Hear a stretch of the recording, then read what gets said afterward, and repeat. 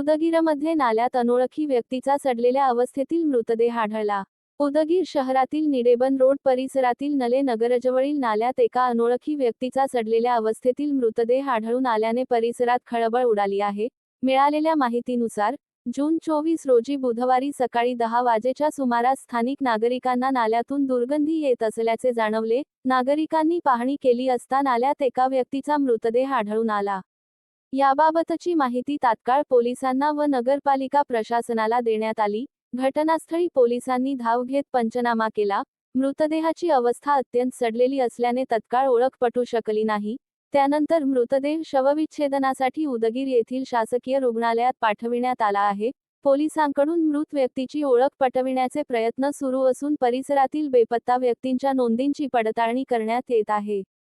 तसेच मृत्यूचे नेमके कारण शवविच्छेदन अहवाल प्राप्त झाल्यानंतर स्पष्ट होणार असल्याचे पोलिसांनी सांगितले. या घटनेचा पुढील तपास पोलिसांकडून सुरू आहे.